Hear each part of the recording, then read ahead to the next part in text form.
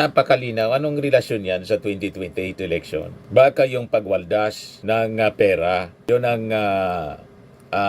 may relasyon po. Kasi siyempre, kailangan ng pondo sa 2028.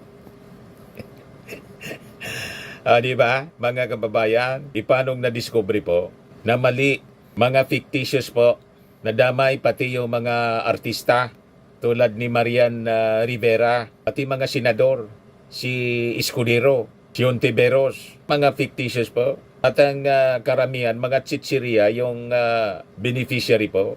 Papayag ba tayo na gano'n na lang ang mangyari sa paggastos ng ating taxes po?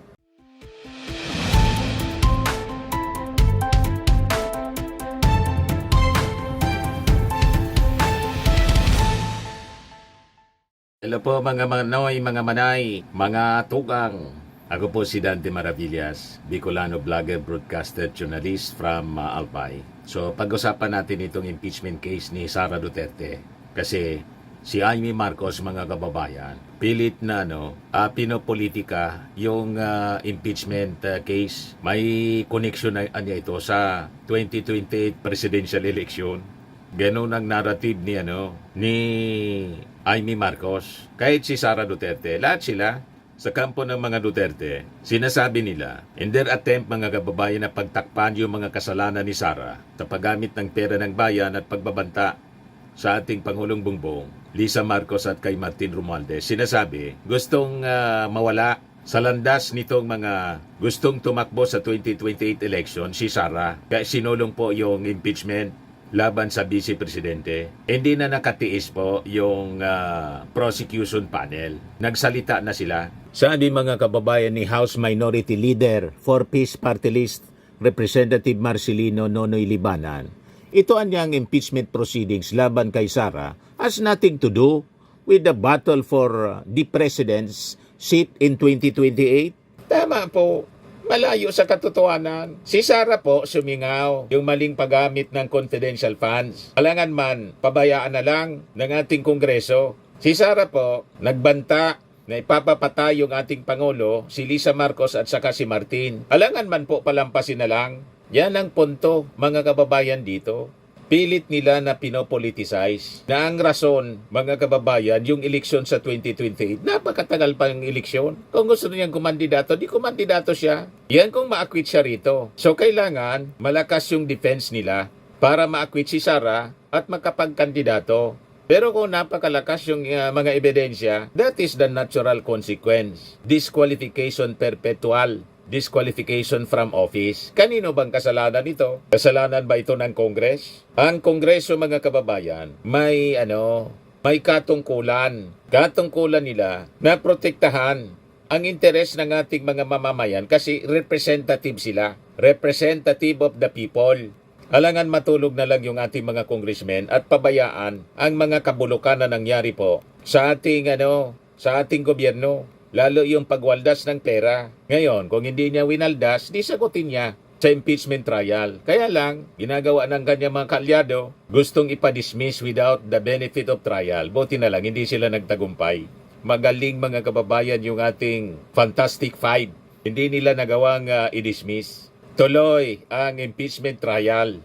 Kaya sabi ni Libanan, ang presidency niya cannot be predicted that easily. In that the 2028 elections was simply too far away niya. Napakalayo pa. May kasabihan, presidents are made in heaven. Di ba? Hindi natin alam kung sino ang pipresidente sa atin sa 2028. Walang nakakaalam. Tama. Di ba? Mga assuming kayo na alam na ninyong si Sara ang mananalo. Parang yung claim ni Sara sa press con doon sa hindi yung meeting niya sa OFW. Sabi ba naman ni Sara na yung tatlong kandidato daw nila, si Bundok, PDP Laban candidates sa Duterte, si Jimmy Bundok, si Hinlo, tapos si Dr. Mata, nanalo daw sa eleksyon. Ang layo ng ranking po. Si Jimmy Bundok pang 17. Si Hinlo pang 30 yata yon o 26. Basta napakalayo. Tapos pang 32 si Dr. Mata. Nanaluan niya. Mag-protest kayo kung gusto ninyo. Di ba? May legal procedure para dyan. Ginagawang issue mga kababayan, pati yung eleksyon. Gusto magduda yung ating mga mamamayang Filipino. Diversionary po, para malihis yung kwento sa mga articles of impeachment na kinakaharap ni Sara Duterte sa Senado. Ay mga diversionary tactics po. Sabi po ni Congressman Libanan, history would tell us na pag malapit na, doon na lang, tsaka na lang natin nalalaman kung sino magpipresidente. Malayo po ito sa ating kung yan ang iisipin natin. Ngayon, ang tanungin kung anong masasabi niya tungkol sa mga claims that the Vice President impeachment was somehow linked to 2028, Libanan says that a lot of things can still happen. Ang nag-akusa po, hindi man mga netizens, mismong sinabi yun ni Amy Marcos doon sa Senado, ang pag-convene po ng Senate impeachment court. Yan ang sinasabi ni Amy Marcos. Kaya sabi ni Libanan, that is their opinion. Pero pwedeng ngang ma-dismiss after trial. Pwedeng ma-convict, pwedeng ma-dismiss. Mahaba pang paglalakbay na ito. Yan po, napakabalido ng mga asunto. Article 1, conspiracy to assassinate President Marcos, First Lady Lisa Araneta Marcos and Speaker Martin Romualdez. Article 2, malversation of 612.5 million in confidential funds. Article 3, bribery and corruption in the Department of Education. Article 4, unexplained wealth and failure to disclose assets. Article 5, involvement in extrajudicial killings. Article 6, destabilization, insurrection, and public disorder. Article 7, the totality of respondents' conduct as Vice President. Napakalinaw. Anong relasyon yan sa 2028 election? Baka yung pagwaldas ng pera, yun ang may relasyon po. Kasi siyempre, kailangan ng pondo sa 2028. Di ba, mga kababayan, ipanong na-discovery po na mali, mga fictitious po, nadamay pati yung mga artista tulad ni Marian Rivera, pati mga senador, si Escudero, si Ontiveros, mga fictitious po. At ang karamihan, mga chichiria yung beneficiary po. Papayag ba tayo na gano'n na lang ang mangyari sa paggastos ng ating taxes po? Ito yung press con, mga kababayan, kanina. Pakinggan natin yung sinasabi ni Libanan. Anyway, ay kasabihan, presidents are made in heaven, di ba? Hindi natin alam kung sino mag-presidente sa atin sa 2028. Walang nagkakalaman. History would tell us na pag malapit na, doon na sa kalang natin nalalaman kung sino nang mag-presidente. Malayo po ito sa ating kung yan ang iisipin natin. Ang importante ngayon, tayo po nandito, may mga tungkulin po tayo dito sa mga sinimbahan natin ng mga katungkulan. At kami po ay gumagawa lang ng aming obligasyon sa konstitusyon. May mga magpapahaling ng ganyan, pero hindi natin alam kung sino ang magiging pangulo ng 2020. So hindi po ito parang ending for 2020? Malayo nga po ito. Kasi yun po kasi naging nangyayari, naging kumakalat po kasi sa public kasi na parang it's all linked to 2020. That is their opinion, pero pwede nga ma-dismiss. Pag after trial, di ba, pwede ma-convict, pwede ma-dismiss. Mahaba pang maglalakbay na ito. Pinapalabo nila yung kwento. Pinagtatakpan ng pinatatakpan mga kababayan para matabunan. Kaya daldal ng daldal sila ng kung ano-anong malayo sa kwento. Di ba pa? O ngayon, dahil sa samo na pinadala ng impeachment court, nagre-ready na daw ng reply yung mga abogado ni Sara. Yan mismo yung sabi ni Sara doon sa Kuala Lumpur. Pag-usapan namin yan ng ating mga defense counsels at pinag-uusapan na nila ngayon kung paano nila gagawin yung pag-comply sa summons ng Senate.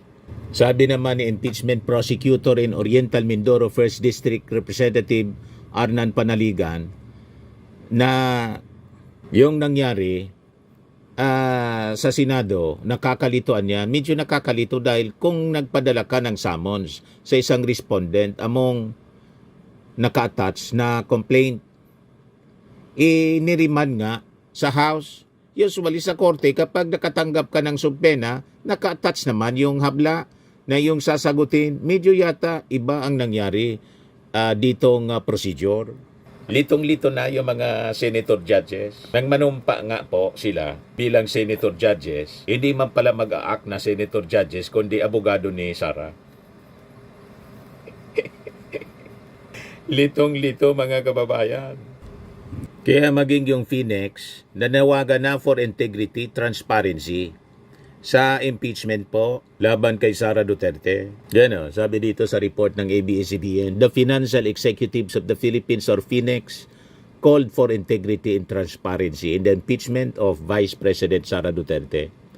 Sa statement na kanilang pinalabas, sabi po ng grupo, impeaching the Vice President requires a straightforward execution.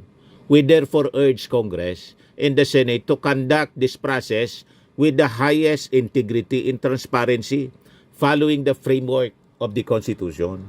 Sabi ng grupo, we believe that doing anything less will have serious effects on public trust, which in turn will impact our social stability and economic progress. Sabi nila, ito ang impeachment process creates guardrails for the people who execute it and make them follow the guidelines set forth by the highest law of the land. No digression, no delays, no backsliding, no shortcuts, sabi po nila. Finding the truth and judging from knowing the truth are the only objectives of this process. Kita ninyo, pinangaralan po ng Phoenix yung mga senador. Kahit po yung incoming senator po, and former Senate President, si Tito Sen, nanawagan na sa mga kasama niyang senador dati. Maiya naman niya kayo. Ibig sabihin, winalang iyan na ng mga dati niyang kasamang senador yung proseso.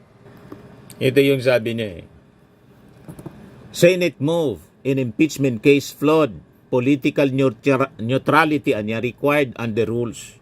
Walang political neutrality po na nangyari. Flawed anya yung ginawa ng mga senador na ibinalik yung articles of impeachment to the House of Representatives. Sabi po ni Tito Sen, kailangan anya yung political neutrality nitong mga senator judges under their own impeachment rules. Dapat neutral anya sila. Tungkol sa naging motion ni Bato de la Rosa, sabi po ni Soto that defense or prosecution counsels niya are the only ones who can make motions before the impeachment court. Natutunan ko niya ito from late Senator Miriam Defensor Santiago, a former regional trial court judge. Senator judges can only ask questions for clarifications. Ang ginawa ng mga senador ni Digong, sila na yung tumayong abogado, kahit hindi man abogado si Bato, kaya binansagan siya ngayon na Batorni. Nag-abogado po kay Sara, ganon nila, mga kababayan, sinalaula yung proseso, pati yung Senado. At itong ating programa mga kababayan, atid sa inyo nitong ating mga sponsors. Fairmax, Firming and Lifting Cream. Pinapay po sa mga pulses in affected area. Mahinang po ito sa mga pains at paninigas ng mga kaso-kasuan. Ito sa mukha naman yung application, anti-aging, Automax po siya. Ito ay Glow 60 mga kababayan. Whitening po siya. Made in South Korea.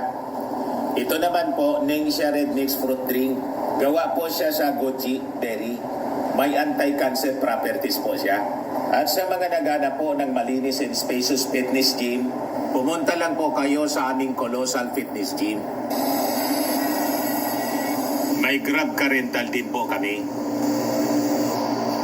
At bills payment po sa aming office. At saka sa mga mahilig po sa mga imported bags, manood po kayo sa live selling ni Madam Eileen Rosales sa kanyang Eileen Closet po. Pati mga shoes, ito yung kanya po. Ito yung kanyang page. Kita ninyo, napakagandang mga online selling po siya. Si Madam Eileen Rosales. At cellphone number niya po, 773-798-7816. Ito naman po yung bago naming product na binibenta online. Eye Glow Serum, whitening po siya. Tingnan ninyo yung epekto sa aking anak na architect before and now. Yung mga inquiries po ninyo, dumiretso na lang kayo sa kanyang Facebook account, Riz Maravillas.